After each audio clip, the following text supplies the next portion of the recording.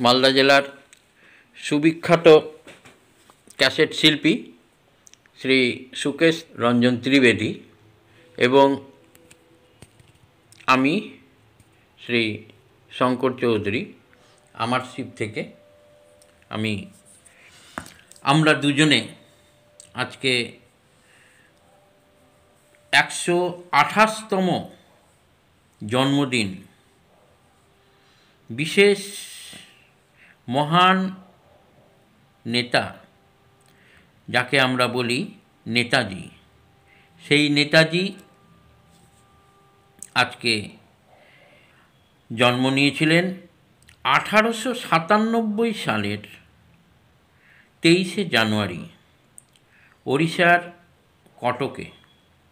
উনার পিতা ছিলেন জানকীনাথ বসু, মাতা ছিলেন প্রভাবতী দেবী এবং স্ত্রীর নাম পাওয়া যায় সেটা হচ্ছে এমিলি সেঙ্কেল। উনার একটা ডাকনাম ছিল, সেই ডাকনামটা হচ্ছে সাধক শারদানন্দ। তিনি আজাদ হিন্দ ফৌজ গঠন করেছিলেন এবং ইংরেজদেরকে তাড়ানোর জন্য তিনি বিশাল আন্দোলন করেছিলেন এবং পরবর্তীতে তিনি নিখোঁজ হয়ে গেছিলেন।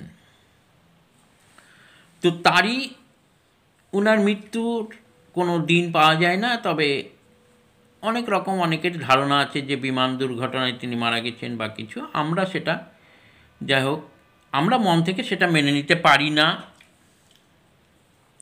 উনার জন্য আজকে আমরা পালন করছি, উনাকে শতকোটি প্রণাম জানিয়ে আমি আর সুকেশ রঞ্জন ত্রিবেদী আমরা 128তম ওনার জন্মদিন পালন করছি। সেই কোন বিস্তৃত অতীতে পুণ্য এক রক্তাক্ত প্রভাতে বিচ্ছিন্ন বলয় হতে জেগেছিলে তুমি হে বরদে, আপন অবকুণ্ঠন হতে ঝরাইয়া বাড়ির আসি, নিভাইলে তপ্ত বক্ষ জ্বালা, কোটি দেশে জড়াইলে সমুদ্র মেঘলা, ক্রীড়াচ্ছলে আনাইলে প্রাণী ও উদ্ভিদে, এক হাতে সুধারস হলাহল লয়ে অন্য হাতে ভারসাম্য রাখিলে জগতে। এই কথাটা বলা হয়েছে মহাদেবের সম্বন্ধে।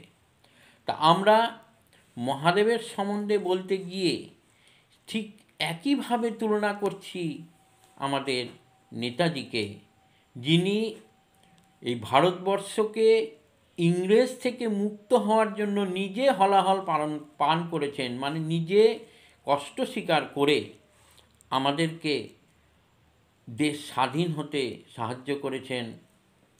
আমরা ওনাকে খুঁজে বের করতে পারিনি, আমাদের ব্যর্থতা। যাই হোক, আজকে উনাকে প্রণাম জানিয়ে একটা গান আমাদের সুকেশ রঞ্জন ত্রিবেদী আপনাদের সামনে তুলে ধরবেন। নমস্কার শঙ্করবাবু, ধন্যবাদ এত সুন্দর বক্তব্যের জন্য। উনি আমাদের মহান নেতাজিকে যে শিবের সঙ্গে তুলনা করলেন, সত্যিকারই তাই। এটা খুব ভালো লাগলো শুনতে, যে ওনার অনেক জ্ঞান রয়েছে, উনি ভালো ভাষণ দেন এবং উনি এই সম্বন্ধে অনেক পড়াশোনা করেন। আর বেশি কিছু বলবেন, তাকে অনেক ধন্যবাদ, শুভেচ্ছা। আমি একটি গান শুরু করছি। এটা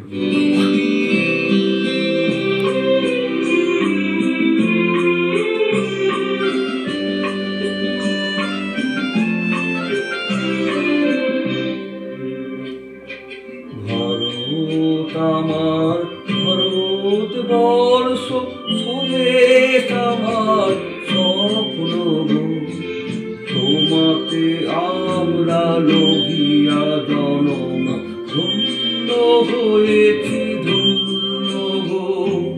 ভারত আমার ভারতবর্ষ স্বদেশ আমার স্বপ্ন গো, তোমাতে আমরা লোভিয়া জনম ধন্য হয়েছি ধন্য গো।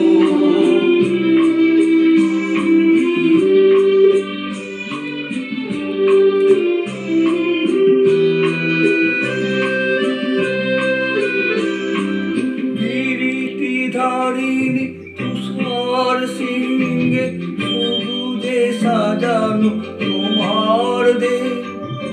তোমার উপমা তুমি, তোমার তোমার উপমা তুমি, তোমার রূপে নাহি কোশে সহল গহল তমসা সহসা আসে যদি নেমে আকাশে ঘোর।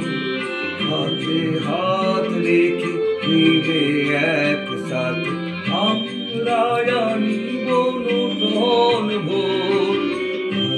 ভারত আমার ভারতবর্ষ স্বদেশ আমার স্বপ্ন গো।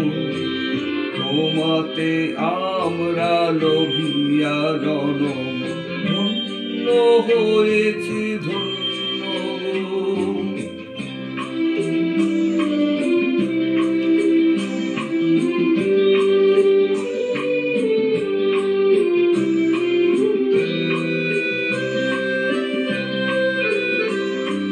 শক্তি দায়িনী দাও মা শক্তি, স্বাধীনতা বেরুয়াবে আধার রজনী হই কি জননী। আমরা বাঁচাবো কি মহারে রবীন্দ্রনাথ বিবেকানন্দ বীর সুভাষের মহান দেশ। লাহিত ভাবনা করি না চিন্তা, হৃদয়ে নাহিত ভয়ের লেশ। ভারত আমার ভারতবর্ষ স্বদেশ আমার স্বপ্ন গো। তোমাতে আমরা লোভিয়া জনম ধন্য হয়েছি ধন্য গো। ভারত আমার ভারতবর্ষ স্বদেশ আমার স্বপ্ন গো। তোমাতে আমরা লোভিয়া জনম ধন্য হয়েছি ধন্য গো। ধন্য হয়েছি ধন্য গো। ধন্য হয়েছি ধন্য গো। আজকের গানের বা এই অনুষ্ঠানের শেষ লগ্নে এসে পৌঁছেছি। আমরা উনাকে না পেয়ে মর্মাহত। সঠিক সময়ে উনি দেশকে জাগ্রত করেছিলেন এবং তিনি ইংরেজদের কাছ থেকে কত যে বঞ্চনার শিকার হয়েছিলেন এবং কত যে নির্মম অত্যাচার তাকে সহ্য করতে হয়েছিল সেই কথা বলার নাই। ইতিহাস পড়লে বা গল্প উনার সম্বন্ধে যেসব লেখা ছিল সেই সম্বন্ধে আমরা যেটুকু জানতে পারি সেইটাতে আমরা জানি এই সুভাষচন্দ্র ছিলেন একজন ধর্মপ্রাণ হিন্দু। তিনি আজাদ হিন্দ ফৌজ পরিচালনা ও স্বাধীনতা সংগ্রামের ক্ষেত্রে তিনি সম্পূর্ণ ধর্মনিরপেক্ষ ভাবধারায় সকল ধর্মাবলম্বীদের ঐক্যবদ্ধ করে তুলতে সক্ষম হয়েছিলেন। তিনি ধ্যানে অনেক সময় অতিবাহিত করতেন, তিনি মেডিটেশন করতেন। স্বামী বিবেকানন্দের ভাবাদর্শে তিনি উদ্বুদ্ধ হয়েছিলেন। জীবনী, তিনি একটি আত্মজীবনী লিখে গিয়েছিলেন কিন্তু সেটা অসমাপ্ত।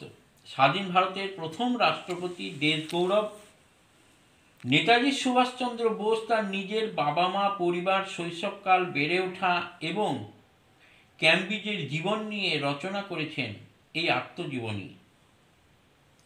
কিন্তু তিনি জীবদ্দশায় শেষ করতে পারেননি। গোপালকৃষ্ণ গোখলে মহারাষ্ট্রের সক্রেটিস নামে পরিচিত। তিনি 1905 সালে সার্ভেন্ট অফ ইন্ডিয়ান সোসাইটির প্রতিষ্ঠা করেন। তিনি ছিলেন রাজনৈতিক গুরু এই নেতাজি সুভাষচন্দ্র বসুর। নেতাজি তাকে রাজনৈতিক গুরু বলে মনে করতেন।